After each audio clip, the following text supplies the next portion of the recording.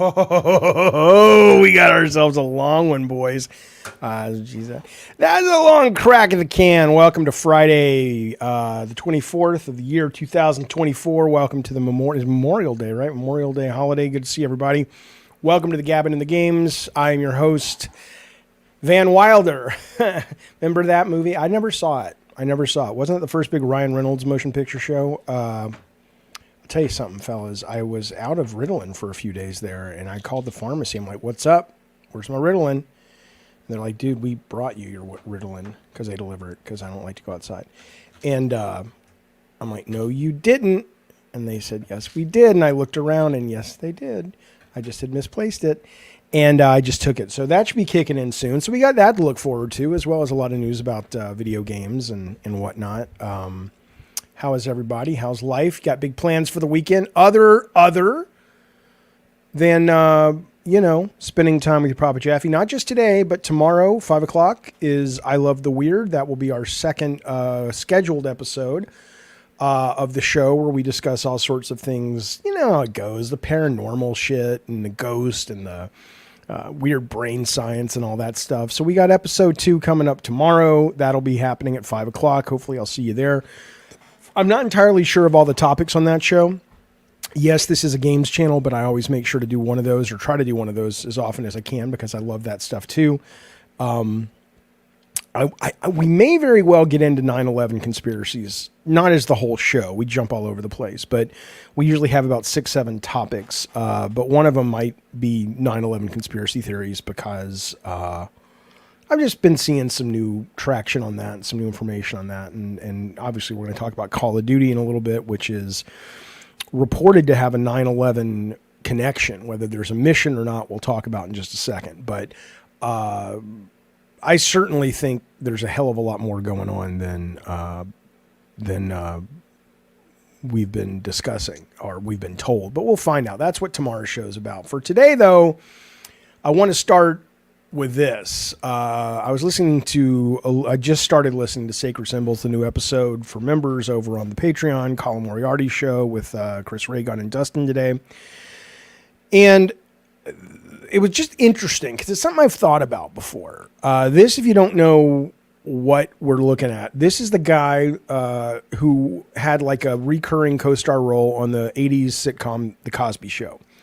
And there's about 4 or 5 years, no, like 2 years ago. I don't know when it was. It was a couple years back. And some lady took a picture of him, and he was working in Trader Joe's. And a lot of people, it kind of, it was a little tempest in a teacup about job shaming, and this guy's an actor. What's he doing bagging groceries and shit?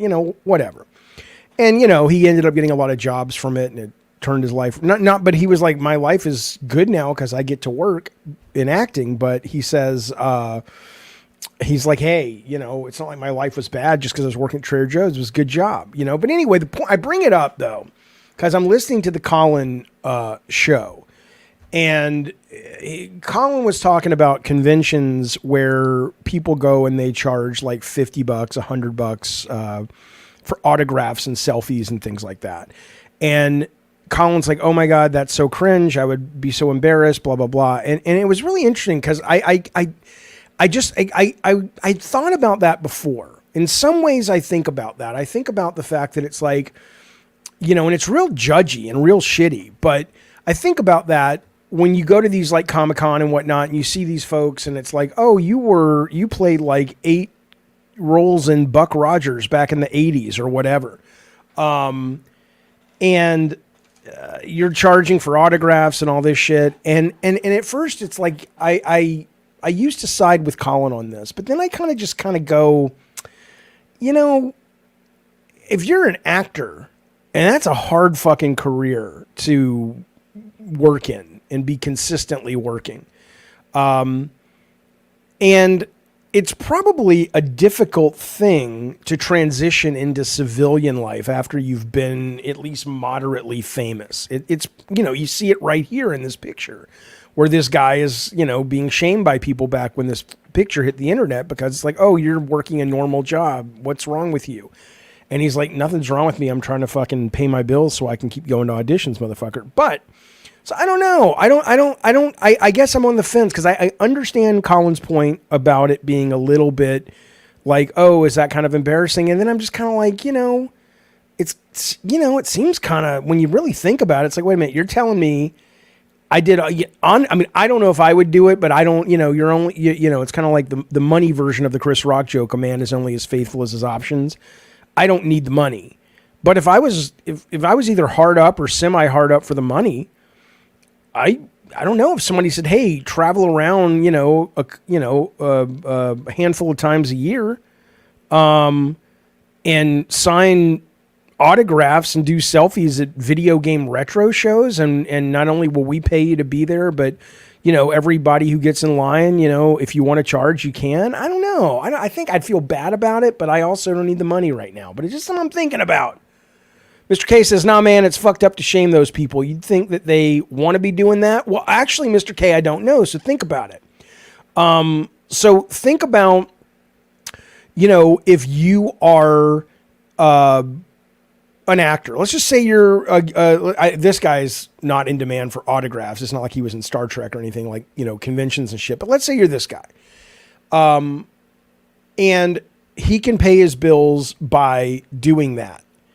Well, if it were me, I'd rather do that than have to go get a goddamn real job. I can sit and talk about glory days and sit with a bunch of other game designers, old people like me and Romero and Cliff Bleszinski. Cliff would hate being thrown into this category. He's not done. John's not done either, but you know what I'm saying? We're of that generation.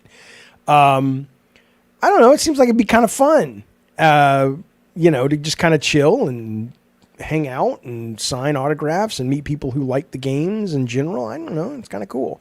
Real Life says, how did you transition to civilian life? I don't entirely know what that means. I was never famous. Eddie T says, imagine going to Whole Foods seeing Neil Druckmann. It'd be like, wow, you made all those pretentious games I hate. Come on, I don't hate his games. I dislike some of his games very much, and I love very much one of his games. Neil's on the docket for today. We're going to be talking about Neil and how a bunch of video game developers seem to be pretty upset with him. I don't think, says Captain Howdy, the people who actually go to these conventions have issues with paying for an autograph. It's pretty standard and expected. Yeah, I know. I mean, I've never done it. I don't know if I would. First off, I think autographs are kind of stupid. Because what do you do with it? What's it for? What do you do with an autograph? It's like, look, here's somebody sign something. So maybe if you have an item that you're a collector, like people have come up to me and said, here's a Sweet Tooth doll figure, whatever. And they're like, sign it. And then it goes back on their shelf in their display. I get that. But in terms of just like in an autograph book or a piece of paper, the one thing I heard, which I really, really liked, was this Richard Gere, who hasn't performed in a while, but if you know who he is, he was in Pretty Woman, big actor, used to be a really big actor in the 80s and 90s. He says he doesn't do selfies with people. He won't do autographs. He says, but when somebody comes up to me, he will stop. And he's like, I'll be like, I'll give them, 30, 40 seconds or a minute or so, depending of my time. And I'll look them in the eye and I'll acknowledge them. And he's like, that's really more valuable in his opinion. And I think that there's truth to that. But I don't fucking know. I don't covet autographs and shit like that, but I know some people care about that stuff. Who is in the hospital? John Romero is in the hospital? Why is Romero in the hospital? What's going on? I'm not being modest, but fuck you, Bukaki. I'm not being modest about saying, I never was famous. I was known in gaming, but it's not like, let's put it this way. If I went and got a job at Trader Joe's, no one would snap a picture of me and say, what the fuck is this about? Right? This guy, that's kind of fame I'm talking about. But yeah, gamers might be like, dude, Jaffe, what's going on? Why are you in Trader Joe's? Because I like to be the guy who hides the stuffed animal. I don't know if you go to Trader Joe's, but they hide a stuffed animal. My kids used to like to find it and you get a sucker. Fuck you. Welcome to Gabbin' and Games, though. It's good to see everybody. Let's jump right in. Well, let me give you the invite. So if you want to call into the show anytime today, hey, you're more than welcome. You don't have to be on camera. You can just put your little beautiful voice in there. But it'll be there. I'll put it up periodically throughout the show. But there it is. If you want to get in early and come on later. Oh, a wrestler, Jim Ross, not John Romero. Okay, got it. Awesome Tatum says, LOL, stop it, Jaffe. How many headlines have the God of War creator says so-and-so? I'm not suggesting people don't know who I am, but I'm saying that that's a different thing than like being famous for playing a role or something like that. That's what I'm talking about. I do not know who Jim Ross is. No, I am a wrestling fan, but I'm not a hardcore wrestling fan. Let me tell you something else, Stephen Hawkins, about that. Who's the guy? Paul Hyman? You'd think that guy would be in the hospital every 5 fucking minutes. I don't think he's long for the world, but I've never thought he was long for the fucking world. All right.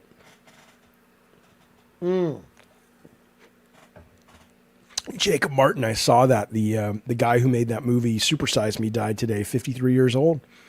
Died of cancer. Listen, Kurashika Bakapi 85 says, I can imagine Jaffe working at an In-N-Out or a Raisin Cane's. I don't know what that is.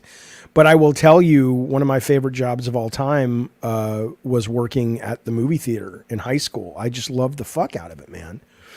There you go, Bukaki. That's right. When Jaffe was in the spotlight, he was thinner and he had hair. He is unrecognizable now. It's like, yeah, remember this guy from EGM? Well, here's what he looks like now. Boop, boop, boop, boop, boop. Okay. All right. Oh, he was an alcoholic? The guy, the Morgan Spurlock who died today. I say he died of cancer, was it like liver cancer? I don't know. Anyway, let's move on, my little knucklehead friends, and let's get into some video game news, shall we? Doom. Come on now, Jaffe. Hey, it's Friday. Fuck you. Yeah.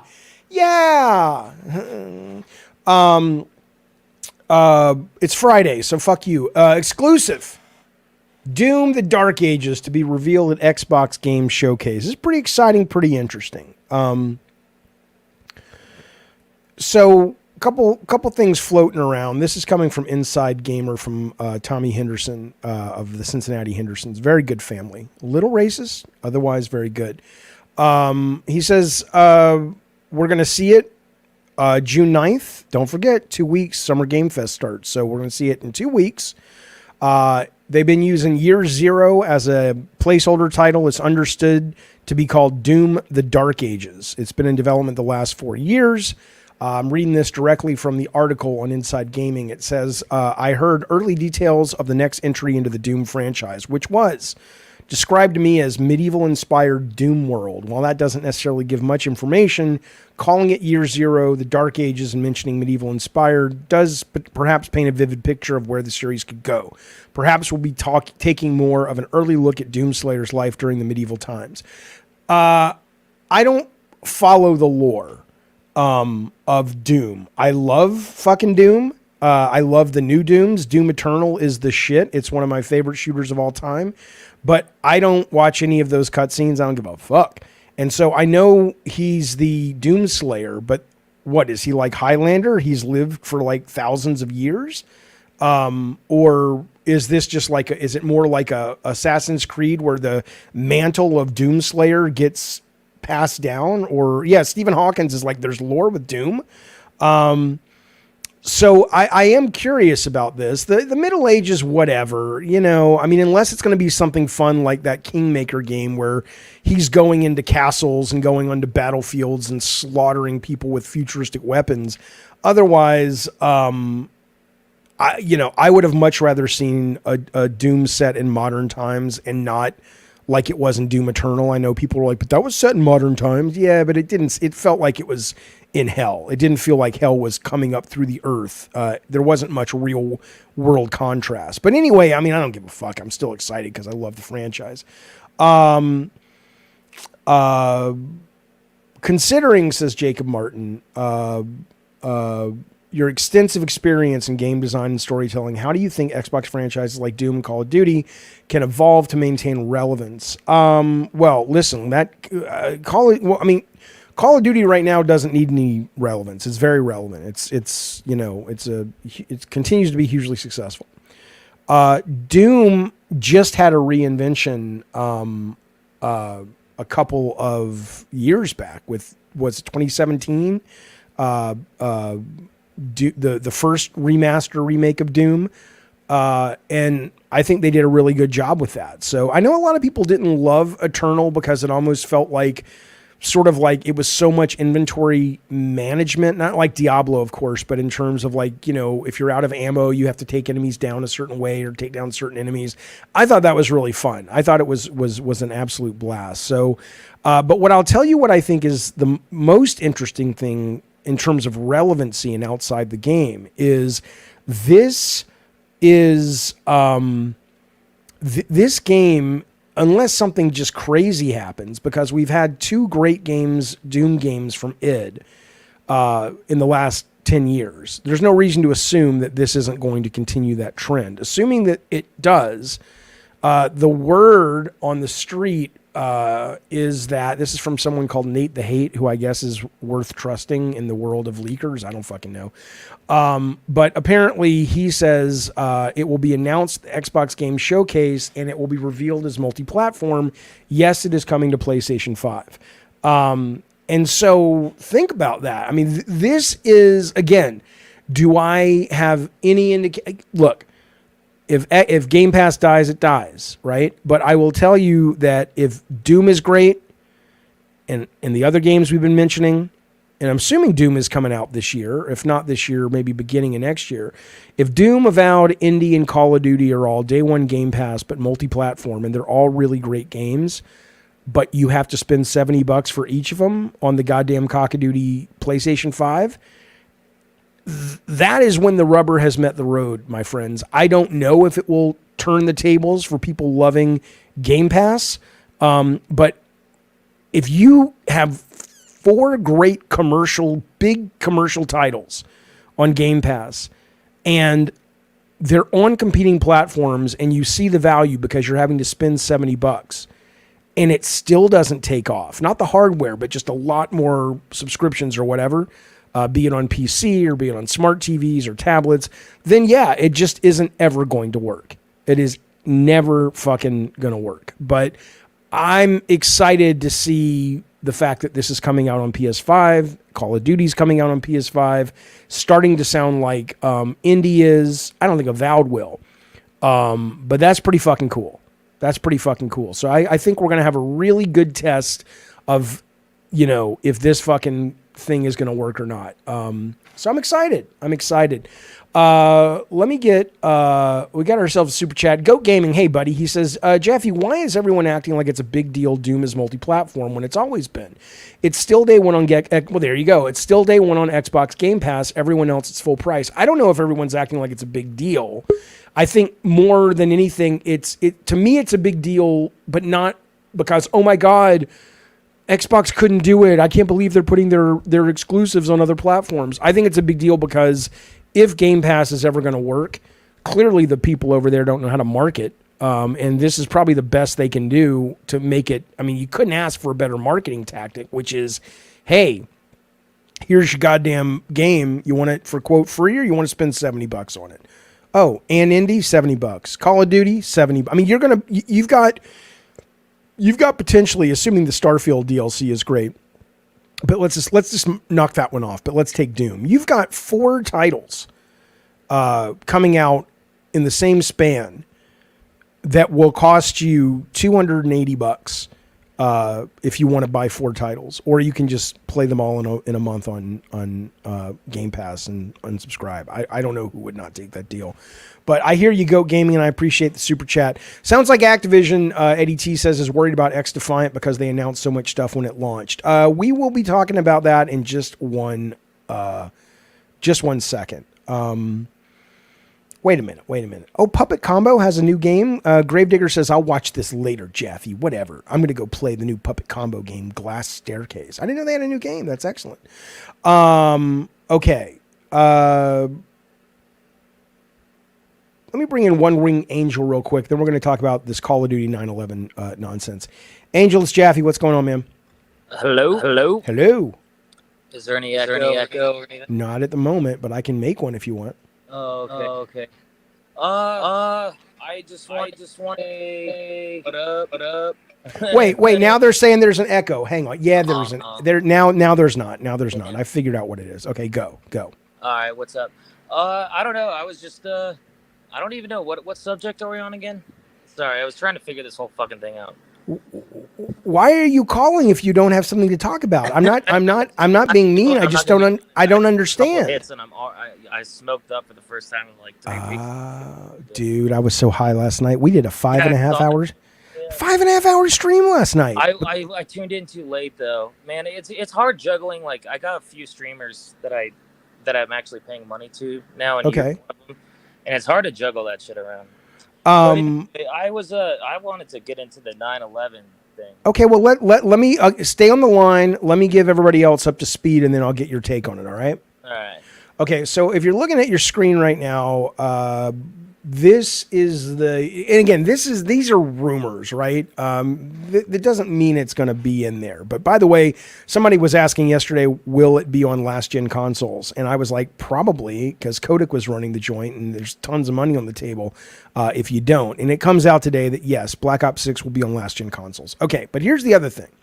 I mean, I don't think, and maybe One Winged Angel, you have more information, but the only thing I have found is the official Black Ops 6 key art feature references hidden 9/11. or has a hidden 9/11 reference. And basically, this guy zoomed into it, and it says 9/11 2001. And then a lot of their marketing has been New York centric and American centric in terms of things like, the truth lies and conspiracy theories and all that stuff. So, I mean, I heard that this was supposed to take place during the Gulf War. Right. The first one. So I don't know. Maybe it ties into 9/11. Maybe it ends like Munich ended the movie, where it's like, okay, yeah, we did the Gulf War and we won. Yay, we're America. But at the end, we see the seeds being planted for 9/11. I have, who knows? Okay. But here's the thing, though. The real thing that I find, I mean, first off, Sony would never do this. Sony didn't ship 6 Days in Fallujah. Sony didn't do, which they could have because it was out of Santa Monica at first. They had a political fighting game like a Smash Bros, but with politicians. They canceled out, and it was really fun, and it was at Alpha. Because finally Kaz looked at it and says, we can't publish this. So I don't think Sony would ever fucking do this. And in that, I just can't really imagine that this is, I mean, I would love it. I think, a lot of the designers who are working today, they need to get balls. They need to have the balls to do subjects like this. It's been fucking how many years? Well, so that's what I'm saying. That's the thing, right? It's like for me, because I lived through 9/11. Yeah, it was a tragedy then. It's in the past history. But what I'm saying is a lot of the audience, it's ancient history too, or some of the developers, because you could have been, let's say, 6 years old when it happened and it barely entered your brain, and now it's been 23 years. You're like 30 years old. It's not for them what it is for people my age, and so I think I think they should be respectful about it. But Fallujah, you could say that was disrespectful to not just the Marines, but also the fucking brown people who got unnecessarily bombed in that whole ass campaign. Sure. So it's like, I don't know. It's like, it's so insane how we live in a country where we're always complaining that everything's stagnant. And then when somebody has the balls to do something that actually questions some shit, all of a sudden it's like, oh, it's too much. That's too much for our fucking little pea brains to handle. Well, I don't think.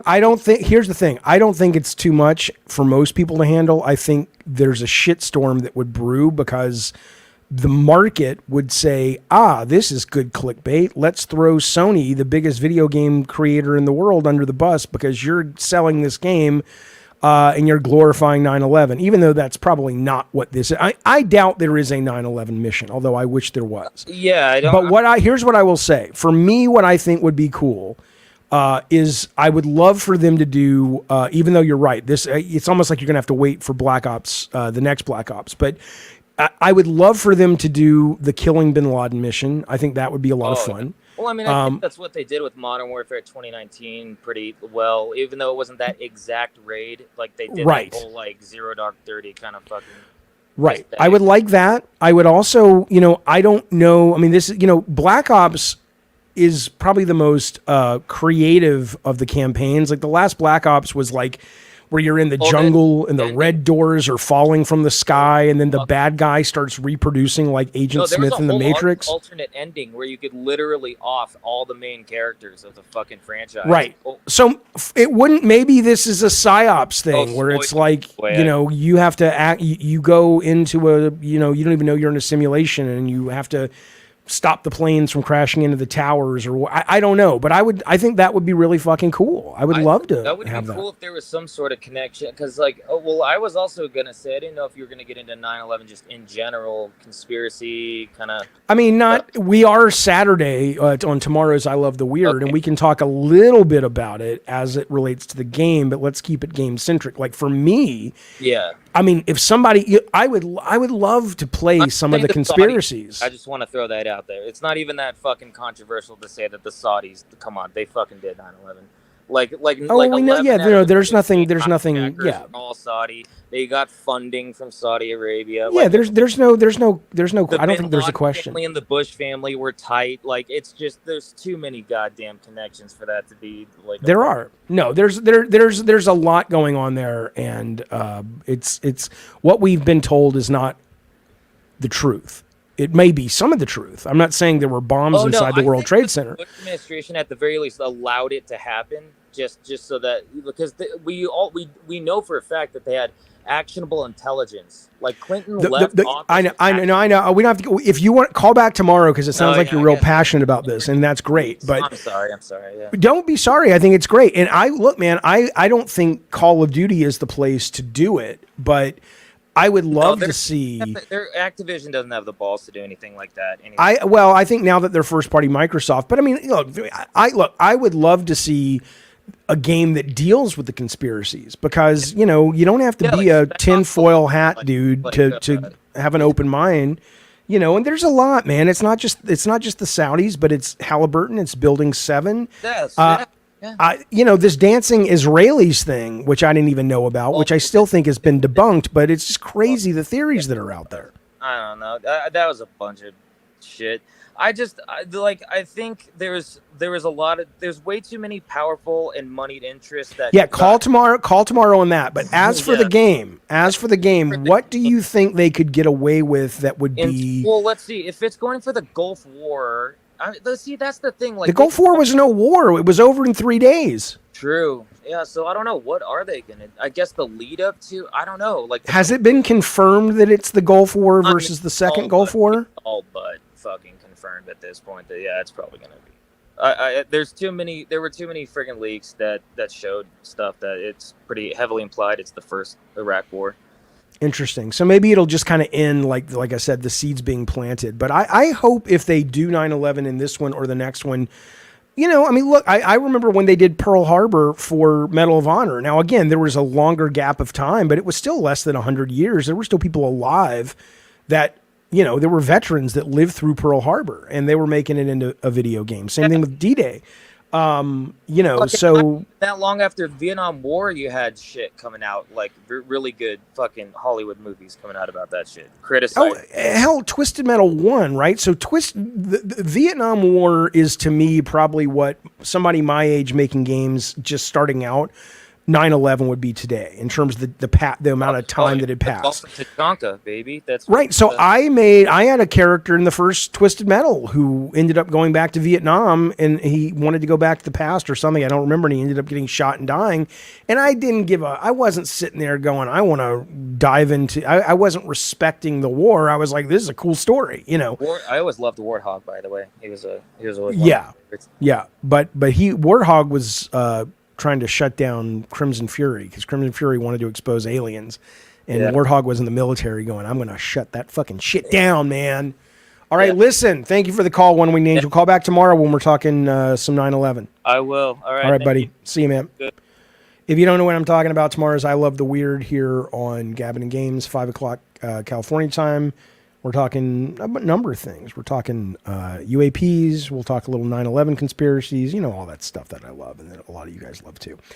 Hawkins says Vietnam was a false flag operation. The entire war was a false flag operation? I thought a false flag operation was like one event that was... well, let's jump to that. Let's stay with Call of Duty. Speaking of... there are those folks out there, Alex Jones being one of them, that idiotically believes these school shootings have been false flag scenarios. Today, 2 lawsuits were filed. And this is really interesting, actually, to me, because while I definitely think that video games, I agree with the Supreme Court, which is video games are art forms and they should be protected under the First Amendment. And I don't think anybody's really questioning that. But there was a lawsuit filed today by a number of parents at Uvalde, which was that grammar school that that former student went in and just massacred the fuck out of people, right? Kids. And this is the one where the cops, I believe that was the one in Florida, right, where the cops didn't go in. So they're suing Activision, and they're suing Meta, Facebook, whatever. And they're suing Activision because they're like, look, I'll just read you the quote. It's kind of cuckoo for Cocoa Puffs, but I mean they kind of sort of maybe have a point. Let me find that lawsuit real quick. Where's that lawsuit? Come on now, Jaffe. Where did you put the lawsuit out? I don't know where. Hang on, you fuck sticks. One moment. Where the fuck's the lawsuit, baby? Come on now. We'll get to Stellar Blade in a minute. Helldivers, Last of Us. Nope. Here it is, right here. All right. 2-year anniversary school shooting. Oh, it's Uvalde Victor's multiple lawsuits they filed. Via the Washington Post, the attorney who's filing it says young men with violent video game fantasies have been groomed by Activision. The complaint states both companies knowingly exposed the shooter to the weapon, conditioned him to see it as a solution to his problems, and trained him to use it. I don't know about the training him to use it. Over the last 15 years, two of America's largest tech companies, Activision and Meta, this is continuing the attorney, have partnered with firearms industry in a scheme that makes the Joe Camel campaign, smoking campaign, look laughably harmless, even quaint. To put a finer point on it, he says defendants are chewing up alienated teenage boys and spitting out mass shooters. As spelled out in the lawsuit, this is the one compelling thing, though, I think, that I don't think it means they can't make their video games. It's still protected. But this was interesting. The families allege that the shooter had a copy of Call of Duty Modern Warfare that features the same, I don't know guns, fellas, DDM4 V7 model rifle that he had purchased and used for the school shooting. And I guess what they're saying is it's like he played this game, he was obsessed with this game, and it's 1-to-1. It wasn't just like, well, they're shooting in that game, they're shooting, and he went and shot people. They're like, he got the same gun that he, quote, learned to train on, or he trained on in Call of Duty, and that's what he actually used. Clearly, I don't believe, here's what I would say. My take on this is I clearly do not believe that video games cause violence. But I do think there is maybe a conversation worth having that if you are going to make, like if you're going to make a series like Arma, and it is like, look, man, it is a real simulation. Okay, perhaps maybe let's get some real weapons, okay, that are named the weapons they are, that have the models, blah, blah, blah, the model names and all that. But Call of Duty has become a game where you've got rabbits running around and werewolves running around and Nicki Minaj running around, with shields and all kinds of crazy weapons that you would never see on the battlefield. The argument that we like our, if I'm Activision, I would be, or Microsoft at this point, I would seriously be considering, like, how valuable is that? How valuable is that part of the game where every weapon is based on an authentic weapon, like a real weapon of war? I agree. Dougie Jones says it doesn't mean the game inspired the violence. The game may have inspired the violence, but that's not the game's problem. The game, the kid was fucked up, and he was a ticking time bomb, and that's what set off the fuse. Well, it was already ticking, so he was a bomb, and that's what lit the fuse. But that could be anything. You can't block everything that triggers everybody. I get it, guys. I'm not blaming the video games. Looking at the chat, I get. We can't sanitize everything, says Kay. Even the vaping thing, they keep trying to ban Juul to protect teens. Fuck your teens. I'm an adult. I totally agree. I mean, I totally agree. I think it's ridiculous. I think honestly, it's people trying to figure out how in the fuck to reconcile the fact that we've got a lot of people, dying in these fucking shootings. I'll get these super chats in just a second, fellas. I'm not ignoring them. I appreciate them. Nicki Minaj is your favorite war criminal. There you go. As a military, listen to this, guys. We got Peach Senpai in here. He says, as a military vet who is trained in firearms, there is no way you could learn to shoot a weapon in real life by only shooting one in a game. Hell, even with the full video game simulations we used back in 2008, projected screens, lying in prone position, shooting fake rifles, most people barely left those simulations shooting better, let alone a game. Right. I think I'm with you. I think the argument that this makes you violent is goofy and stupid, and it's played out, and nobody really believes that. So that part of the lawsuit is dumb. But I do think that, do you really want to educate? I mean, again, they could get it on the internet, I guess, but I mean, do you really want to educate people on the exact kind of weapon they like using in the game that they could then go order or buy at a gun show? I don't think it's going to save anybody's lives necessarily, but there is something a little weird about it. Just like there's something weird about the fact that if you played Call of Duty Modern Warfare 3 this current season, I don't know if the event's over yet, there was this whole thing about if you play and achieve these things, we give a certain amount of charity or money to vets, to actual vets, right? And on one hand, that seems nice. And on the other hand, it seems like, wait a minute. You make this game that glorifies war, that makes war seem fun, and you probably, just like the movie Top Gun back in the 80s when I was a kid, you probably get a lot of people going and joining up because they've played this game. And now you're like, oh, we should do something for the veterans who come home wounded. It's like, I don't know. And then if you're Activision, you end up doing all kinds of things that are anti-American, that are anti-democracy. The very thing that you're fighting for in the game, that you're giving endowment programs to veterans that they risk their lives for, you're turning around and going, well, yeah, but in real life, we got to make money. We got to work with China. We got to work with Saudi Arabia. Come on now. Ridiculous. But yeah, I don't know. I don't think the lawsuit is frivolous though, because there's two. There's one against Activision, one against Meta. The Meta one is saying, hey, even though Meta doesn't advertise guns, the manufacturer somehow was able to use the data from Meta to direct ad to this kid, and so that I think is absolutely a potential lawsuit that will stick.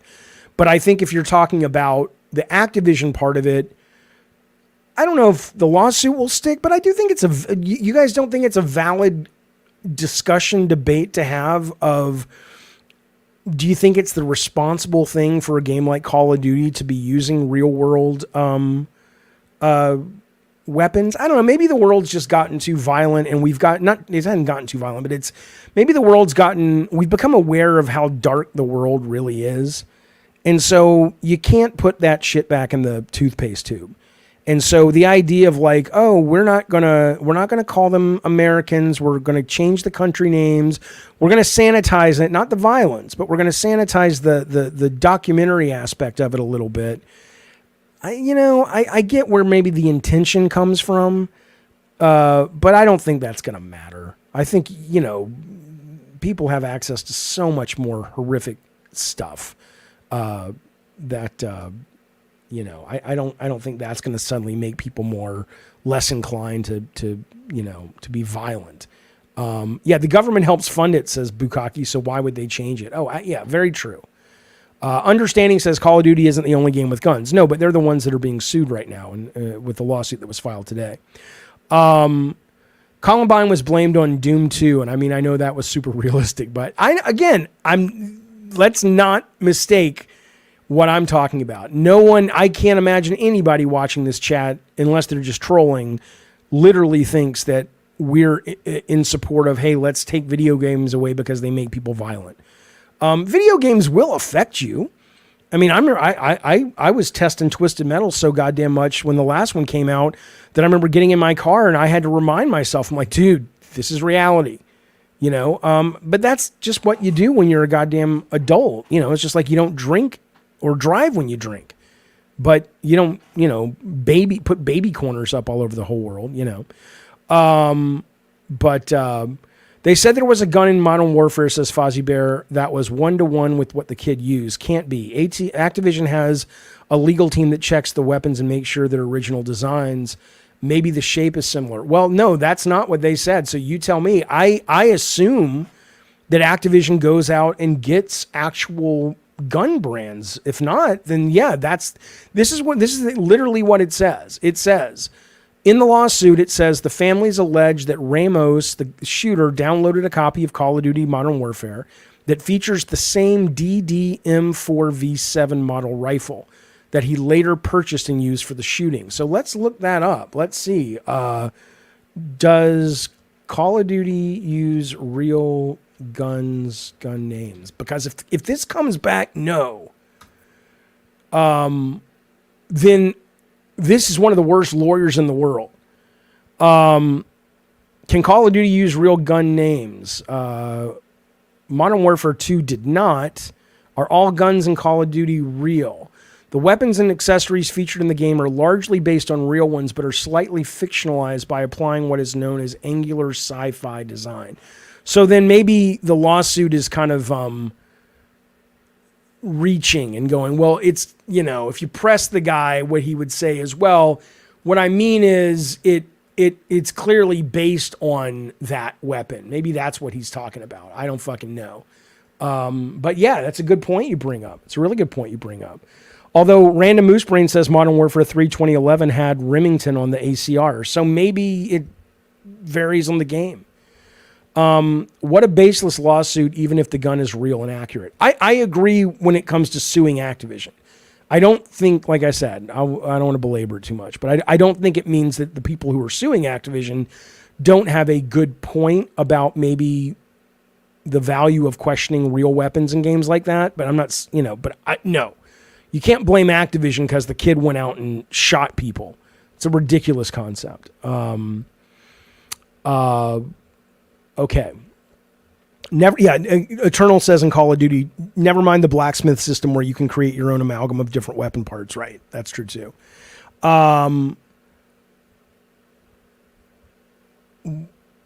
It's too bad the Uvalde. Yeah, Lutron says it's too bad the Uvalde cops weren't even close to being the greatest cops. Yeah, those guys should have been playing Call of Duty. If Call of Duty is a good training system, according to the lawsuit, maybe you need to be suing the police and go, hey, you guys should have laid off the donuts and been playing some Call of Duty. Oh, I'm with you with that. Okay. Why single out Activision, Magnum? Because this guy in particular played a lot of Call of Duty Modern Warfare, is what I would say. Same goes with all weapons. I believe in mandatory training. I believe in mandatory licensing. Oh, I agree. You'll never get it passed unless we amend the Second Amendment, but I agree. I think, you want to have a gun, and I get it. It's not pure freedom, but you know what? We've proven that we can't really handle pure freedom. I want a lot of freedom, but we need some guardrails because, the Second Amendment as it relates to mandatory training is not moot. You cannot force someone to get training to own a gun without violating the Second Amendment. Because there's nothing in there that says, you have to be this smart with weapons in order to get one. Okay. Let's move forward. Let's move forward down the road. Where are we at now, boys? We talked about Call of Duty Black. Oh, let's talk about Stellar Blade. Now let me get to the super chats real quick. First off, I want to say thank you very goddamn cockadoodie much. We got, think about this, man. The Mellow Fellow, brand new member as of yesterday. He drops 5 gifted Jaffe memberships to this very show. Thank you for that, buddy. Everybody make sure you give him a kiss and make him feel like a woman on the way out, because that's generous and kind, and thank you for that, man. That's really, really cool, yeah. And then Piotric F says, Jaffe, would you give Hellblade 2 10 out of 10? No, but I played it a bunch yesterday. I played it for about an hour today. I am staggered that I like it as much as I do. I'm not sitting around going, it is the best game ever. I think it's fucking beautiful. Visually, it looks amazing. But I think it's engaging. But I certainly do not hate it. Like a lot of people are bashing it. I think it's good. I'm the opening of it, I hated. It was just pretentious and slow. But no, I like it. I wouldn't give it a 10 out of 10. So far, my experience with it, I'd say like a 7.5 at the moment. Second Amendment is for militias, says Stephen Hawkins. Well, there's a lot of lawyers and Supreme Court justices and fellow Americans that would disagree with you. I'm not saying you're wrong. I'm not saying I don't agree with you in philosophy, but I am saying that the Second Amendment is very open to interpretation. And in that, a lot of people have their own takes on sort of what it's, what is a militia and what does well regulated mean. I know what it meant back when they passed it, but okay. People act like an 81 on Metacritic is a bad score, says Captain Howdy. Yeah, I mean, look, it's not. I mean, but again, I mean, people are idiots. I was very grateful. I'm gonna separate that video out. We had a guy call in yesterday who was really the first guy I've talked to who was an Xbox fan who was really, it's not that he was irrational, but he was one of those people that I've always wanted to talk to where it's like, my take is, dude, it's just a fucking box. You worry too much about this shit. And even though I don't agree with his motivation for worrying about this shit and caring so much, it was nice to hear somebody articulate it. So I'll separate that video, put it up this weekend. But yeah, no, I mean, I agree. If you've got a game that's a 7.5, 8 out of 10, and it's free, aka Game Pass, then I would say cool. I would go, yeah, it's fun, it's good, and everything has to be fucking Game of the Year, man. It'll get a bunch of awards for visuals, I think, though. It's amazing. All right, speaking, though, of Sony games and annoying gamers, the morons, no offense if you're one of them, but you are running victory laps, and these people probably don't ever meet. But they are celebrating because they think they've changed the world with their little petition of free Stellar Blade. Oh my God. Here's what happened if you don't know. Today, Stellar Blade put out a patch, an update, new season, whatever, version 1.003. And you got about 4 or 5 outfits. There are 2 outfits that are really sexy time outfits. I'll show them to you real quick. These are the other outfits that came with it are like fine, but this should actually be the coffin lid on this petition, and this nonsense idea that this was censored. Because if this was censored, then you wouldn't have this outfit being available today, right? Because these outfits here are more risque and more overtly sexualized than the ones that were, quote, censored. And so, yeah, no. And then it's like, oh, well, no, see, they hurt us. And they hurt us. And because they hurt us, they're like, okay, we know what you want. Thank you for letting us know. We're sorry here. It's like, shut up. I mean, let's put it this way. What developer publisher would not, I mean, seriously, if they actually thought that this petition worked and Sony and Shift Up, the developer, actually thought that they had been shamed or financially affected into acquiescing to the demands of these people, then they would use that as a PR angle. It's kind of like what Helldivers did when Sony put out the message about needing a PSN account. They're like, hey, we're learning, we listened, we appreciate it, we've made a change. So they tried, at least, I don't know if it worked, but they tried to build goodwill by changing their horse in midstream based on the demands of the gamer, which was hitting them financially. Sony hasn't said anything, and these are more overtly sexualized than the other outfits. It's just fucking ridiculous. It's fucking ridiculous. Check out the string bikini outfit. Way more revealing. Oh, yeah, look at that. It's hot. It's hot. It's just so goofy. Jaffe, just give us the win and stop acting lame. So, fuck you, Eddie Pie. They need to censor The Last of Us 2 because seeing Abby naked could give me a erectile dysfunction. Oh, Eddie, you're going to hell. Yes, the petition worked. No, it didn't. The special petitioners were sent some Victoria's Secret underwear. Yeah, I mean, come on, man. It's crazy. But these, I don't know. I don't want to shame them. I'd like to be nice to people. I'm tired of people being so divided. But sometimes when you see shit like this, it just kind of makes you go, really, guys? Really? What are you doing? And I'm going to talk about Grums for a minute because he's making a little name for himself with all this shit. And I'm like, I've had him on the show. I don't have anything against him personal. I don't know him that well. I've only talked to him once, and we've chatted from time to time on the internet, on Twitter. But it's just like, dude, you're a grown man. What's wrong with you? No one's taking your shit away. You know, he's a fucking developer. It's not like he doesn't have a PC. There's so much fucking nudity out there and so many games that are horny fucking games. What's the problem? You know, Jesus fucking Christ. I don't get it.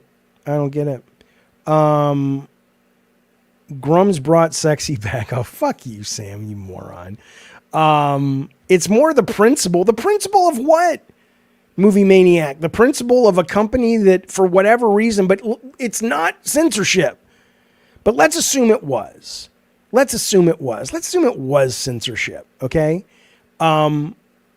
It's their right. It's their company. Let them fucking, go buy something else. Stop. What principle? That Sony is no longer the company, or PlayStation is no longer the company they were when you were 12 in your bedroom and you got to play, you got to see your first pair of titties in God of War? No, it's not. It's grown into a bigger mainstream entertainment, not just company, but medium. And in that, it gets filed down and sanitized just like every other fucking entertainment medium. Which means that if you want the stuff that you're saying you want, that's cool, but you got to go out a little bit from the straight and narrow to get it. It's like that anywhere. Bro, don't shill for censorship. You don't even know that's not censorship. I can't handle this comment anymore. I can't handle this debate anymore. It's not censorship. Every game is censorship if this is censorship. Every time somebody has an idea that wins over someone else's idea, it's censorship then, if this is going to be your definition of censorship.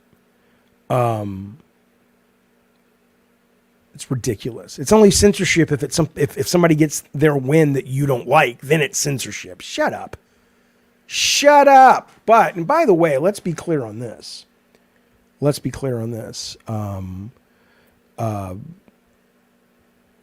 game had a target audience, Jaffe. Did it? What was the target audience? And clearly the people who were the target audience bought it, because you may not know this, but check it out. These are the top 10 games in America right now. Guess what's missing? Fortnite's number 1. NBA, this is on PlayStation. 2K24. Number 2, college football pre-order. I can't wait for that game. It's number 3. Comes out in July. Call of Duty Modern Warfare 3 is number 4. FC 24 soccer, whatever, football, Ted Lasso, whatever the fuck is number 5. MLB The Show is look at all the sports game, number 6.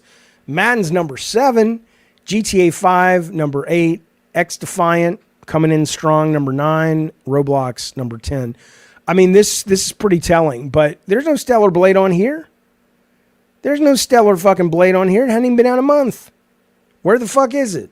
It's nowhere, because the number of people who are so fucking dumb, they look at this as the only, unless there's a bunch of Amish people playing video games, which I don't think they can, or they do, unless they're doing that thing when they're 16, they go on walkabout. I know that's not the term. What? You know how much porn you can get for free on the internet? Why do you give a shit about this? It's ridiculous.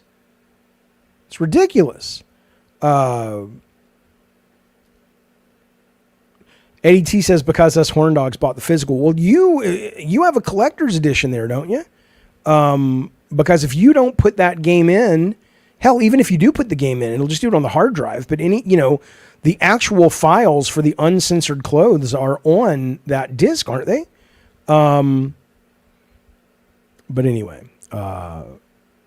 somebody, Zeke says, I just wait for somebody to sneak porn into this stream. It's been done, as I know you know. All right. All the videos, says Garrett, of people saying it was going to break records. It's like, shut up. I mean, again, I like it. I like the titties. I like the sexy ladies. I think it's great. But I also think it's great that that no longer reflects every goddamn woman in a video game. Jesus. All right, let's move on though. But I do think that was interesting that these games, you know, I'm not saying it's bombing. It's certainly not bombing. But this idea that, yeah, it was going to really fucking move needles. Okay. It's a very good game, Eddie T. Absolutely. I have been convinced to pick it up now because I've heard enough people tell me that it really is fun, even more fun than the demo was. And I enjoyed the demo, but I didn't enjoy it so much I wanted to buy it. So, okay. It's interesting, though. I'm going to get off this, but Adversary One says people have terrible taste in video games if these are in the top. Yeah, but I mean, that's kind of the thing, right? Which is, it kind of goes back to the whole thing of, where did it go? Of what you consider valuable, in terms of, you know, is it the amount of time you play a game? Is it how many hours you get or whatever, right? So for a lot of people, I mean, you know, a lot of these are free to play, at least 3 of them. You know, people aren't looking for art in most video games. That's the funny thing is that's the thing that we talk about that a lot on this show though, man. That, you know, people who listen to this show and call in and debate on this show and all that stuff, which I love, we're not the mainstream gamers. We're just absolutely, not. These are the mainstream gamers. And so there are people that continue to serve our needs, but they're after these people, man. Lutron says in God of War, did they censor the sex minigame or did you get what you wanted? I got exactly what I wanted. I was the guy who said, let's push in on the vase, not because I was like, oh my God, because it would look stupid to actually see, you know, low polygon characters fucking each other. So, you know, Gums is a hate clickbait troll like Geeks and Gamers to me because they won't accept they were wrong on Assassin's Creed Shadows. They just keep moving the goalpost. I mean, they probably are making a lot of money though, you know? It's like the quartering, man. It wouldn't surprise me if you fucking one day learn the quartering was like, dude, I'm as progressive as they come. But I made a shit ton of money. I bought a fucking farm with my YouTube money. So, you know, you know, maybe they're just grifting all the way to the bank. I know some of them are for sure. But no, these are all, by the way, let's be clear. These are also really cool games. I mean, Roblox, if you're of a certain age, is really cool. And it's getting cooler. I like X Defiant. No one's going to say anything bad about GTA or Madden or the show. I mean, these are, you know, if you like sports, they're good games. I like Call of Duty. I love Fortnite. But, you know, it is what it is, my dear, delightful friends. Where are we at? Hey, look at you. I love you, David Jen. Right back at you, lady. That's how I pick up the ladies. I go into the bar and I'm like, yeah, it really works well. It's interesting, says Swim to Birds. It says Stellar Blade sold 1 million the first 24 hours. No idea if that's carried on. Most likely not, but the studio has said it exceeded expectations. Absolutely. I don't think there's anybody out there in the world who is suggesting that this game has not performed well for Sony and for them. And I also think they've said that they want to do a sequel and they want to bring it to PC, and I think they should, and I think that's great. But this game performed as expected, in my opinion, because I was looking at this and going, okay, this is like a Devil May Cry game, right? This is not going to become the next big 20 million seller. But, you know, it's going to make its money, and it's going to be like a Bloodborne or something, which is great. Yeah, it's not a flop at all, but it's not the the culture has spoken. This is what we want. No, that's what you want, and that's fine. Just shut up about it. Ninja Master says single player games are better, but the majority of gamers don't have time for them. It's easier to play Helldivers 2 or GTA or Fortnite with your boys and invest in Witcher 3. Yeah. I mean, it's you know, most people don't come to games for their narrative entertainment. They come to games to play. They do not come for being immersed in the worlds. I mean, people do, but not at the same amount by any means. Speaking of Helldivers, Helldivers is bleeding players, man. Now this is tricksy, man. This really is. This is a rough conundrum to deal with. So, according to this is an article in Kotaku, but the reporting is from Eurogamer saying 65% drop in the last month of players. Now, they have certainly I gotta move this thing so it doesn't block my face. It's like, no, Jaffe, we wanted to block your face. Fuck you, motherfucker. Oh, I did see that. IGN posted a story about how games were becoming less interested in games of strategy. Right, we talked about that yesterday. But this is interesting because it's bad enough, or it's impossible enough to get a hit in the free to play, not free to play, but in the service based game space. Like it's an impossible thing. And it's lightning in a bottle. But then, and Helldivers looked like it was going to be that. But, I mean, because it was like in the zeitgeist. People were making memes about it and talking about it all the time. And people were into the meta of it, not just the meta gameplay, but the meta narrative. And I'm looking on the top 10 games on PlayStation. It's not even in the top 10 anymore. I'm playing now. There are 257,000 people on PS5 and PC. Right. It's not a dead game. I'm not saying it's dead, but it is. Those are some numbers that keep you up at night if you're running these guys, this team. Now, you know, the article suggests they've had balance issues and they keep changing a bunch of the weapon tuning. The enemies take too long to kill now. People are over the novelty of kind of the narrative aspect of the game and all that. And on top of all of that, there was the PSN logo and all that shit. So, I don't know, but I'll tell you, man, I remember talking to a guy who worked at Sony who talked to a bunch of people, that left Sony and went to work at big jobs over at, Riot Games. And I said, and we knew this similar guy, the same guy. I said, what's he doing over there? It's like, what's he doing? He's sitting in an office just trying not to breathe wrong on, what was their game? League of Legends. Because this is before they had Valorant out. And he said, nobody over there knows why that game is working.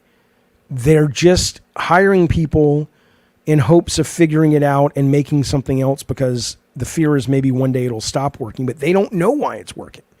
And I think similarly with this, you've got a million things in your head. Probably the whole team is, I don't want to be dramatic and say they're at war with each other, but this would be a tough game to be the creative director on right now, because I'm sure everybody on that team has a reason why they think it's starting to bleed numbers. We need this. No, we need this. We need PvP. We need more environments faster. We need different enemies. It's like, where do you put your focus? I don't know, but it's interesting. What a hell of a stressful place to be right now if you're these guys watching those numbers drop. It's one thing like me to have a failure in the service-based games because you never were a hit. But to kind of taste that rarefied air of success, like big success, zeitgeist success, as games as a service, and then see it slowly starting to ebb away, it must just be like, wait, what? Because the other day these guys were talking about we want to be like Blizzard. We want to be the next Blizzard. We want to be, and again, everybody, there's nothing wrong with that. It's a wonderful ambition if you're talking classic Blizzard. But you got to wonder, how they're dealing with it and what choices they're going to make. I imagine there's nothing worse than knowing your player population is plummeting, Eddie T. Like I said, we're one of the worst weekends of my life. I can point to a lot of best weekends and best moments of my life. One of the worst weekends of my life was walking around the Museum of Man in San Diego the first week Drawn to Death was out. It came out on a Tuesday. By Friday night, Nick and I and a few other people knew we were fucked. You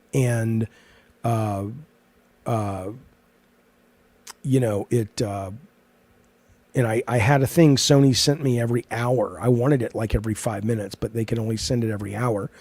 The user base that was in the game at any given moment. And I was glued to my phone. I was there with my kids. I didn't care. It's like, go get lost in the museum. I'll see you in 20 hours. I just want to sit here and watch the numbers come in.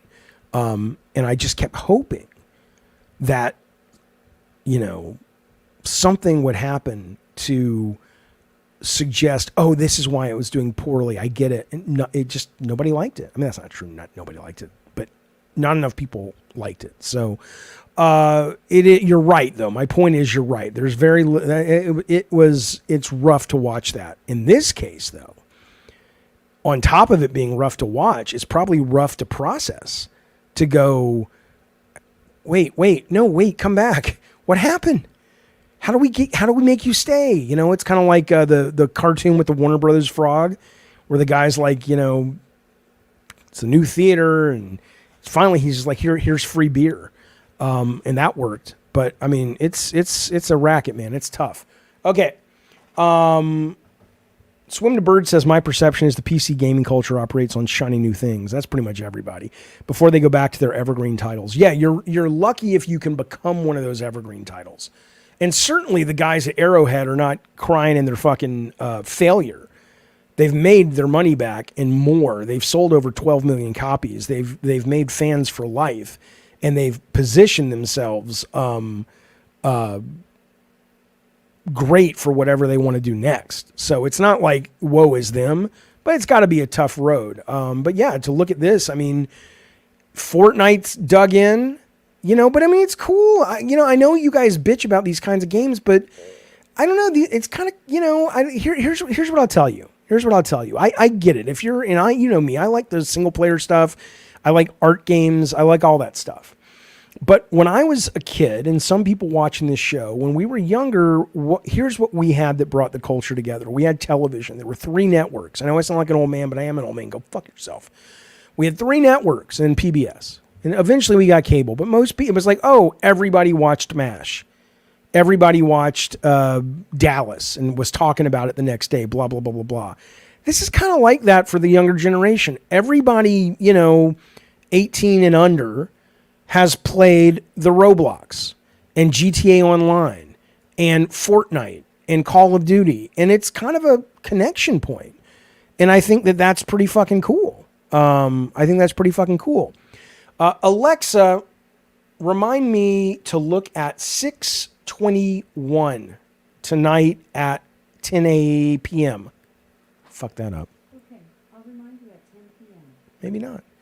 Because Grape King says, Jaffe, you're just rambling. And I'm always worried about that on the stream. Sometimes I just go channeling Ramtha. Go look it up, kids. And, you know, I don't know if I'm actually speaking logically or not. So if he's kind of a troll sometimes, though, so I want to go look it up and go, after the stream, was I just rambling there? Or was I saying something intelligent and cogent and all that stuff? So CR3D says the Helldiver number 2s are dwindling because they keep fucking up the balance in the game. People are tired of getting butt fucked by 15-mile Titans. I know. I mean, that is one of the culprits, but I think it's also one of the culprits where people are saying they're also just, it's been months since they've released anything really new. And it's a cycle, right? Because they have that meta that says, hey, we need all these people to kill these monsters by Tuesday and we'll unlock new content. And when that fails, when they don't do it because the user base is dwindling, then the people who are staying behind going, well, it's not our fucking fault. We want those things. We stuck around to play. It's not our fault you're bleeding players. Why don't we get punished for it? And then that just makes people leave again, you know? Okay. Stephen Hawkins says, we played a lot of amazing games that just went the fuck away. I still don't know how Castlevania went away. It has one of the best games. It hasn't gone away, though. It just isn't called Castlevania anymore, and it's not a AAA budget anymore. But if you play Blasphemous 2, I mean, the industry is filled with brilliant Metroidvanias and Metroid Dread ain't one of them, by the way. Well, sometimes you burn people so bad that they burn up. Like Michael Jackson's hair when it caught on fire, and he's like, hee hee. And they're like, oh, Michael's just singing, and he's like, no, I'm on fire. Hee. But yeah, no, there's a lot of those games, that are out, and they're great. Matty Boy says, Jaffe, I love the shit out of you. I watched the show. It says, can you imagine? What if you fuck some woman or a guy? What if you fuck some woman, and literally as you're fucking her, you just start shit. God damn, there goes the monetization of this video. It doesn't matter. Think about it. Get the image in your head. Maddie says, love the shit out of you, Jaffe. I watched your show with Colin. You did a week ago when both you and Colin got together. Last Stand Media Fam for Life. Yeah, I love getting on those shows. I'll be on Constellation next Friday, actually, or I'll be recording it next Friday. I'm a big fan of those guys. They're awesome over there. Guys and gals. Guys and gal. One gal at the moment, as far as I know. Okay. Too soon for what? What did I say? All right, let's move forward. Let's move on down the road. Don't you carry nothing that might be a load. Listen to this. I'm tired. What are you tired about, Papa Jack? I'm tired. I'm tired of all these fucking idiots bitching about AI.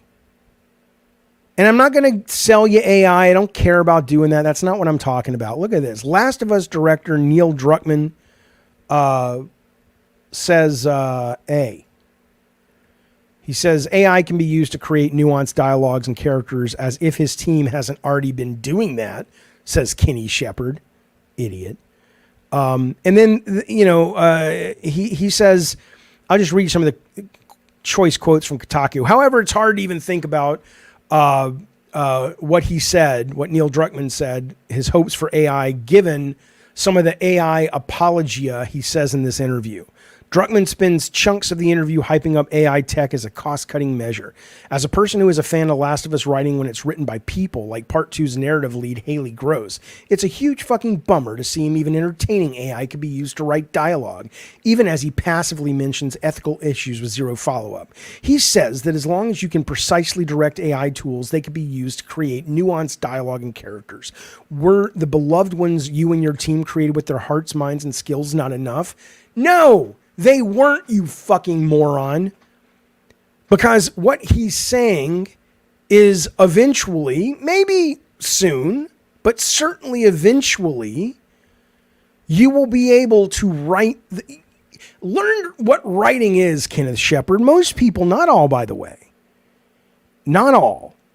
But a lot of people who write will write detailed backstories of their characters. This is where they went to school. This is what they love. This is what they hate. This is what scares them.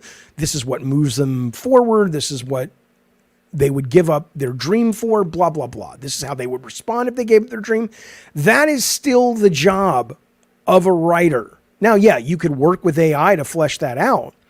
But all he's saying is, if you could write Ellie as a character and create her and make the Ellie Bible, and then give that to artificial intelligence when it's good enough and say, hey, you get to sit down at a table as Joel. The AI knows who Joel is and responds to you as Joel. And you are actually having a real conversation with that character. And you don't want that? You got rocks in your head, Kenny Shepard. I don't mean to shame you. But my goodness gracious, man, how could you not want? That's the ultimate immersion of this art form. And you just want it to just stick to, just go read a book if you're addicted to linear narrative. I don't understand. Of course, Rock's Heart says it sounds fucking amazing because it is fucking amazing. Because if you grew up with Star Trek Next Generation like I did and you saw the holodeck, you know what that is. You want that. If you grew up before the holodeck and you watched Westworld, not the new one, the one that was in the 70s that Michael Crichton wrote, you want that. You want to live in these worlds. You want to be immersed in these worlds. You want them to feel more and more realistic. You know what pisses me off? Everybody celebrates the graphics getting more and more realistic. The minute a piece of tech comes along that allows the design to get more realistic. The actual heartbeat of this medium, the immersion to get more realistic. And you're not just looking at a fucking dialogue tree that some people wrote, but you're interfacing with these fictional characters as if they were real. Suddenly we have a problem. Fuck you, is what I'll say. Go fuck yourself. Get left behind. We're walking towards the holodeck, motherfucker. Either get on board or get left behind. I love linear media. I love creative people. I am creative people, okay? But if you look at this as anything other than a tool, the only tool is you. Ha! Yes! It's time for the Ozempic, boys. I think it goes in my eyeball. There's a needle involved with this. You're probably going to hate me, but I like the Western-made Castlevania 3. No, I liked it too. The graphics get realistic at the cost of the gameplay, which becomes more limited as it becomes a slave to the visual, says Eddie T. Right, this is the fix. This is one of the fixes. I'm for AI, FBI agent. I'm also for universal base income. I'm also for more socialist programs that help us fight the 1% that is going to totally fire any and everyone they can. That's not lost on me. It's just a different thing. I am capable of being able to look at the technology and see the amazing future, and also in the same breath, with the same brain, understand that this can be abused very badly and probably will, and we need consumer protection all over the place for this fucking thing. But one doesn't have to negate the other. They're related. We need progress, man. We need progress, man. I want games to play like the holodeck. You goddamn right. You goddamn cockadoodie right. Listen to this. Clay steps up to the bar. He says, Jaffe, weekend away with old university mates, but we're having a big 2 month. Wait, I got to do it again. Let me read it in Clay's voice. Well, weekend away with old uni mates. But we're having a big day tomorrow, so I'm using Jaffe as a lullaby. Also, you have sticky notes notifications. You love Alexa, don't you? I appreciate the super chat, buddy. Or the pounds. Thank you for the pounds. Here's the thing with Alexa. Shit, sorry, go back to bed. As a guy with really severe ADD, it allows me to put things off. Like, I'll give you a great example. Alexa, remind me tomorrow at 2 p.m. to schedule the interview with Discord. Okay. Right? Because I have an interview with this guy for his college class, and it came into my mind. I'm not going to do anything about it right now because I'm busy, but that helps me, right? But yeah, I love Alexa. I appreciate the super chat. Have a great weekend, man. Be safe out there. You guys don't have Memorial Day in the UK though, but still, have a nice time, sir. Vitaphone of the Spielberg Vitaphones. Hey, I'm excited. Spielberg's got a new original IP coming out summer 2026 from Universal. Here's what I hope. I love Spielberg. I've loved him since I first saw his first movie. I saw Jaws when I was 4. But I'm glad he's going, you know what? Fableman's great. West Side Story, great. All these kind of like, I want to make whatever I want, great. Sounds like he's going, you know what? I want to make a big hit again. I want to connect with the public. He's making a brand new IP, commercial, science fiction, 2026, coming out the same month as the new Star Wars, coming out the same month as Avengers. I like seeing that man back in the game. The point is Vitaphone dropped some ducats and he says, hey, it's one thing in a sandbox game to be able to write and generate millions of interactions, as that's not currently possible. To augment. No one replacing people.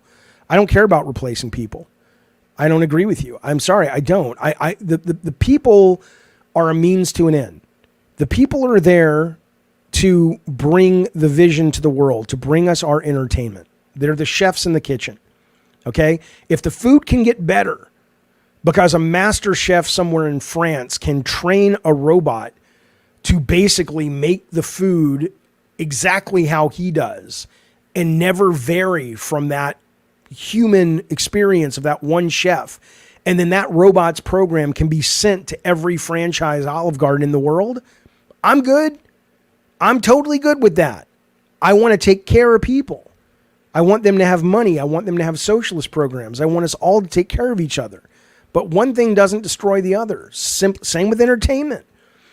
If Stellar Blade was written by an AI that was trained by a good team of really good writers to say, this is our world, these are our characters, these are the limits.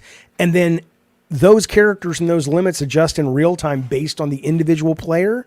But they still go, hey, AI, we need you to work towards a conclusion where this is the theme of the game no matter what the player does. Come on. It's the evolution of storytelling. How are we not excited? How are we not jumping for joy? But I do appreciate the super chat, baby. Oh, you can't see me. Yeah, I can't see me either. I got to fix this. I'll fix it tomorrow for the I Love the Weird. I'm sorry. Okay. I know Duel was his first movie, but the first movie I saw of his was Jaws in 1975, and I was like 4 years old. But yes, Duel was on television. It was released as a feature film in Europe, by the way. Don't fuck with me. I know it all about this man. You want to know about Zemeckis, Spielberg, Lucas, Chris Columbus? You just fucking call me. Yeah. Cool, says Vitaphone. Just cheerlead artist into irrelevance. Sure. It will come for everything, including everything you love and that you do. Totally short-sighted because me want fun things to distract. It's not short-sighted. This is what people don't understand. Okay? Art or the need to connect with fellow humans. If, and I believe it is, I believe those things are very important. If those things are important to a lot of people, guess what? They won't go away. They will sustain if the market wants them. And the art will still be there. Art has never been usually mainstream. It's usually the art that really affects people and connects people usually is either subversive or it's out of the norm and you've got to search and find it, and it grows in reputation because it touches people and moves people. People who want to create art like that will still be able to do that. But, you know, get out of the way for those of us that want to. It's not just that I want to be distracted. I mean, what do you think? I'm going to get back to games. This is games, really. This is the ultimate game. What do you think this life is, Vitaphone? This life is very well, quite possibly a simulation anyway. And it's a simulation that when we stepped into, we made a deal. We knew we weren't going to know it's a simulation. And it folds itself around our desires. It doesn't mean that it's the secret. But if I say, go fuck you to somebody in a grocery store, my response with that person is going to be different than your response. Because it writes itself in real time based on our choices. All we're saying, or all I'm saying, is this allows our narrative tools to get us closer and closer to that immersion, but with the sheen of the fantastic. So it's not just like, oh, why do I want to live my real life, go into this job that's kind of shitty? I want to have these cool video game adventures. How are you not excited? How are you not entertained? So anyway, I don't agree with that, by the way. There's not been any tangible proof this is feasible. Sure, there's tons of tangible proof. It's easy. I'm going to get off the topic because I know it doesn't excite everybody, but here's all the proof you need. Okay. Infocom games of the late 70s and 1980s. That was the top of the food chain. They were text adventures, Zork, Infidel, Suspended, on and on and on. And eventually they gave way to graphics, blah, blah, blah. You know what happened. But for about 5 or 6, 7 years there, if you wanted to go on adventures with your computer, it was text. Well, 40 years on, and we have games that look like Hellblade 2, or we have games that look like Horizon Forbidden West. Not as interactive, but that's how far we've come. Well, you can go to ChatGPT right now. You don't even need to have anyone else do it. You can go to it and say, I want you to make me a story that I can live in, be a dungeon master, basically, and here are the parameters. And it just works. Once the parameters are set, it will tell you the story. And it will write itself based on your choices, but still living within those parameters. And that's now. Imagine that in 40 years. We're going to have that.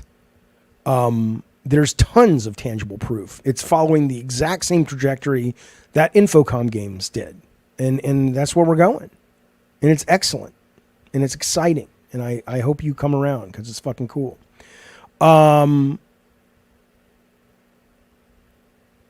Okay. Oh, hey, I agree, Eternal. I would love to develop a Star Trek economy, lack of scarcity. That would be fantastic. I don't think AI is going to replace everyone, but it does need to have a leash. Yeah, I agree. But ultimately, the AI doesn't need the leash. Here's the real problem. You know who fucking needs the leash is the 1%. It's not the AI. It's the really rich people who say, I need my widgets and I need another yacht and I need another mansion and I want to pay as little as possible for everything. That's who needs the leash. And we don't even need technology for that. We just need fucking, at this point, we probably need a revolution, but we need the Supreme Court to be able to say, you know what, corporations have too much power. Anyway, all right. Yeah, I don't romanticize it. Vitaphone says it will replace everyone it's allowed to. It's like nature. It goes wherever it can. It's AI. It's a tool. It's just like a movie camera. The movie camera will film wherever you point it. It's not the rich boogeymen. Zumi says, "Ooh, the rich boogeymen." No, they're not boogeymen. They're not even hiding in plain sight. They exist in plain sight. We see it all the time. We see the middle class shrinking.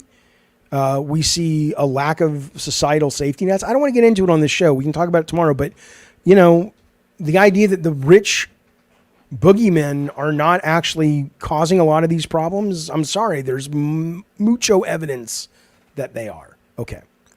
Let me get rid of this and a little bit of this. All right. Let's move on, though, shall we? I think we've lingered in the soup of Neil Druckmann grows enough. In fact, you know what? Let me put the number up. If you want to call in on your computer there, and you want to be on camera or just audio, you can do it. It's a show, baby. It's interactive. You know how that works. But by the way, just so some of you guys know, I'll close out the AI thing. David Gator, the creator of Dragon Age, criticized Druckmann. He said, if you read the interview, it's pretty telling that Druckmann's idea of storytelling is all about direction. The only thing preventing AI from improving on Naughty Dog's own writers, apparently, is the ability to provide it nuanced direction. And also the guy who is a design director at Obsidian and creator of Pentiment also did not seem happy with him. So, not everybody's agreeing with him, but I do agree with him. Lutron says, remember how the music business was tripping when videos first came out? I don't remember the music business tripping when videos came out. I remember unattractive musicians tripping because, REO Speedwagon, which was huge when I was a kid in the 70s. Are you kidding? Google them. They ain't making money today. You got to be good looking. You don't even have to be talented. You just got to be good looking. Somebody else will sing the shit for you. All right, let's bring Joe on. Joe, are you in your car? I am. I'm about. Do you know what I saw? Do you know what I saw the other day? My first sighting. That's because I never leave the house. My first sighting of a Tesla truck. I think they're terrible vehicles, but they're cool looking. I dig it. Anyway, what do you want to talk about? What's going on? I just have a quick question. I'm really into movies and casting, and you're the OG God of War god. Yes, So who is your dream actor to play Kratos? And a second part to that question is, should he be black? And I have this conversation all the time with friends, and I'm like, should they make Kratos black? Well, the original guy I wanted was how do you say his name? Jaimin Hunsu. Who was in Amistad, and he was in Guardians of the Galaxy, and he's a black dude. He's too old now, but like Kratos. What's that? I like that choice. Yeah, Kratos though is he narratively speaking, he's a guy who lived in ancient Greece. I know that there were people who were black or who were African who lived in that part of the world at that time. But the vast majority of them were Mediterranean born, and they were not black or white. They were, I don't know they were Mediterranean. So they had kind of olive skin. but I don't really care because 90% of the movie he's running around with the colors of the Alabama Crimson Tide on him. He's white and red. So, like literally white, not peach, not European. He's white, like a white crayon. So at that point, I don't really care. But I don't. I think that it's really bizarre that has been something people talk about a lot, though, because he's just Kratos, man. And so the idea, it's like, yes, but he's voiced and motion captured by black people. And I'm like, yeah. So they had the best voices for this character of the audition. I mean, it's not there's no agenda. It's just we hired the best people that fit the character description. And did they happen to be black? Sure. We didn't know they were black or white or anything. We heard audio on Macintoshes, and the audio team was like, pick one of these 20 or tell us to go get some more. And me and Alex Stein listened to him one afternoon and said, that's the guy. And it was T.C. Carson. So he killed it. He was great. Mace Windu as well. In I didn't know he was Mace Windu. So here's what I'll tell you, though. So today, though, who would I hire? If I were to make the version of God of War I would want to make would be the Greek one. I don't really connect with the Norse stuff at all. So I won't speak to that. But if I was to hire somebody today to be Kratos, I'm trying to think of young actors that, like late 20s, mid 30s. Who would you pick? Who do you think would be a good OG Kratos? Like my dream is like get a nobody bodybuilder who can somehow act. Kind of like Schwarzenegger back in the day. I want a unit. I want a giant motherfucker to be Kratos. Okay, so Kratos in Norse is giant. Kratos in ancient Greece is more like kind of like Van Damme, right? Like a swimsuit body kind of type. Yeah, so I don't know. I always thought like The Rock, like when the Rock, like back in like 2010 era when those rumors were happening. But nowadays, it's like really tough. Like I honestly look at like football players and I'm like, I want that guy to be. Yeah, I get maybe Taylor Swift's boyfriend, right? Kelsey, whatever his fucking name is. I only want that because I could get onto the set and then I can meet Taylor. Shut up! Stop judging me, Joe. Hey, I like that. What are your big Memorial Day plans? What are you doing? Right now I'm about to go out to Atlantic Avenue with my friend Carlos here. We're both film majors, so like we always like to like do like film casting, like fan casting. Okay, you're both film majors. I loved movies growing up. I wanted to be a movie director. I went to USC trying to go to their film school. I worshipped at the altar of Spielberg, Lucas, all that shit. But I look at films now and I just wonder, do films have the sway and the fans and the passion? Like there are a lot of young people that still want to go into that business, it seems like, or is it not as competitive as it used to be? Because I don't know a lot of kids that care about movies. It is pretty competitive. Like you could get work as a PA relatively easy down here in Florida. You just got to like put yourself out there doing editing videos. I'm about to go in my friend's car, Carlos here.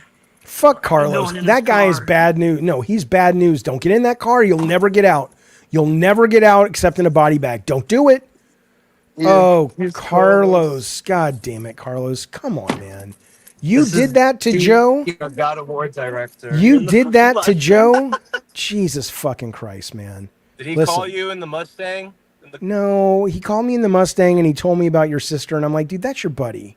That's your ride or die. I didn't. Yes, he did. He did. He said she is a hot tamale. Oh my God. Can you believe that, Carlos? Listen, go to sick shit about that. She's underage, man. I understand. Are you going down to Atlantic Avenue?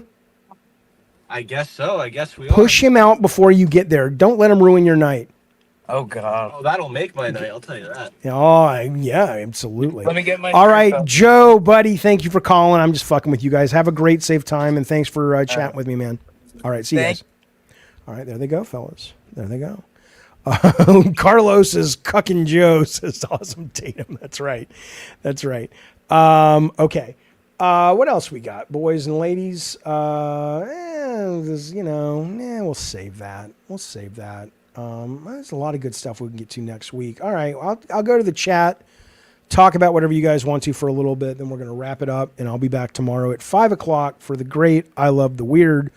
We're talking ghosts. We're talking weird serial killers. We're doing some 9/11 conspiracies. That'll be 5 o'clock Saturday. And then we are back on Monday, Tuesday, Thursday, Friday at 5 o'clock with Gavin and the games. Okay. And there is a lunch with Jaffe. It was supposed to be this week, but all kinds of crazy shit's been going down. So I'll tell you about it next week at the lunch. I saw that Eternal. The Rock is playing MMA legend Mark Kerr. It's crazy how good he looks. Like in terms of he doesn't look like, not that The Rock's a bad looking dude, but you would not know that's The Rock. It's crazy how much he's transformed himself. And then today I saw Billy Zane as Marlon Brando, and he looks exactly like Marlon Brando. And Timothy Chalamet is doing what's the guy's name? Bob Dylan. He looks just like fucking Bob Dylan. It's fucking crazy. It's fucking crazy. I should do a deep dive into lornography. What's lornography? Fuck you, Bukaki. Fuck you. That is not true. I do the show at 5 because that's when I can commit to being here. I didn't wake up late. Although I was doing a 5.5 hour stream last night, high as a kite. Where were you, bitch? Goddamn right. All right. Here's put up the link one more time. If anybody does want to call in, have their view, their vision shared with the world.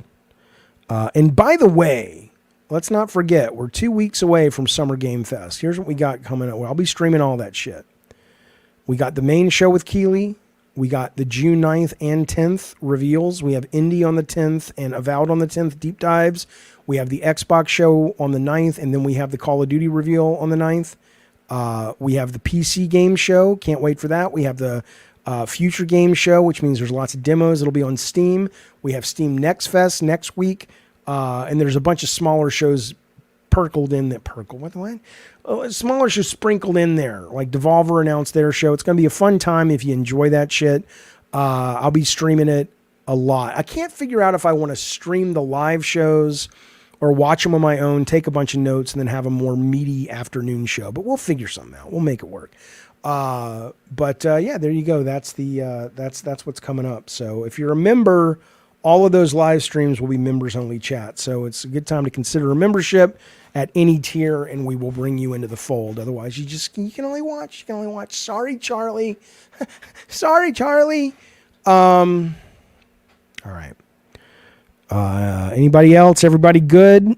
If so, I'll say good night and wrap it up. Fellas, Filettes has been Gavin and Games for the 24th.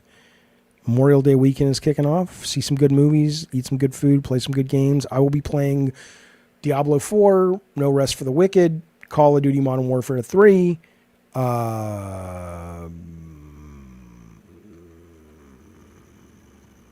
to finish Hellblade 2. There you go. Lauren Lanning interviewed me actually at GDC one year, but I haven't talked to him since. I do know who he is, though. He and I have had a couple good conversations. Okay. All right, fellas. Be safe, be well. Thanks for the calls. Thanks for the super chats. Let me make sure I got them all.